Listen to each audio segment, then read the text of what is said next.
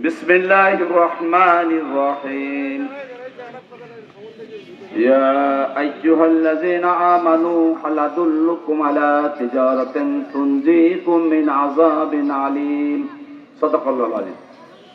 সম্মানিত সভাপতি, উপস্থিত আজকের এই সিরাতুন নবী সম্মেলন আলোচনা দোয়া মাহফিলের প্রধান অতিথি মোহতারাম জেলা সেক্রেটারি, উপস্থিত উপজেলা আমির সহ অন্যান্য নেতৃবৃন্দ, আমার সামনে উপবিষ্ট দিনদার পরেশগার ভাই বন্ধুগণ, আসসালামু আলাইকুম রাহমাতুল্লাহ।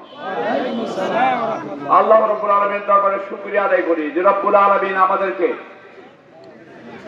দীর্ঘদিন পর প্রকাশ্যে ময়দানে কথা বলার সুযোগ করে দিয়েছে। সেই রব্বুল আলামিন দরবারে শুকরিয়া আদায় করি, আলহামদুলিল্লাহ।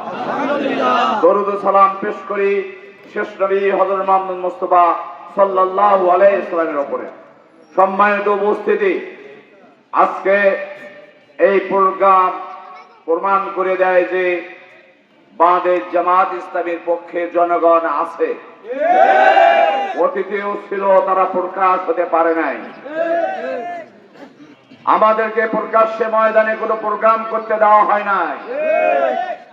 এই ময়দানে বহু প্রোগ্রাম করেছি, বহু সভা করেছি, এতগুলি জনগণ কোনোদিন পাই নাই। সম্মানিত ভাইয়েরা, এই দেশের জনগণ আল্লাহ দেওয়া বিধান এই জমিনে প্রতিষ্ঠা আন্দোলনে সামিল হয়েছে, নতুন করে যোগদান করছে। কি বলেন? আমরা বিশ্বাস করি যে আগামী দিনে এই দেশে যে নির্বাচন আসছে, সে নির্বাচন সুন্দর স্বচ্ছ একটি নির্বাচন হবে ইনশাআল্লাহ। সেই নির্বাচনে জনগণ সর্বাত্মকভাবে অংশগ্রহণ করবে এবং নির্বাচনে ভোট প্রদান করবে ইনশাআল্লাহ। আজকে আমরা সিরাতুন নবী সাল্লাল্লাহু আলাইহি ওয়াসাল্লামের জীবন চরিত আলোচনা, অনেক ভাই কথা বলেছেন। আকাশের অবস্থা ভালো নয় কারণেই লম্বা কথা বলতে চাই না।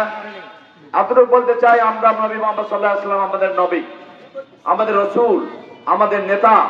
আমরা সেই রাসূলকে, সেই নেতাকে আমরা মেনে আমরা নবীর আদর্শ এই জমিনে বাস্তবায়ন করার জন্য চেষ্টা করি। বাংলাদেশ জামাত ইসলামী সেই কাজটি করে দেয়।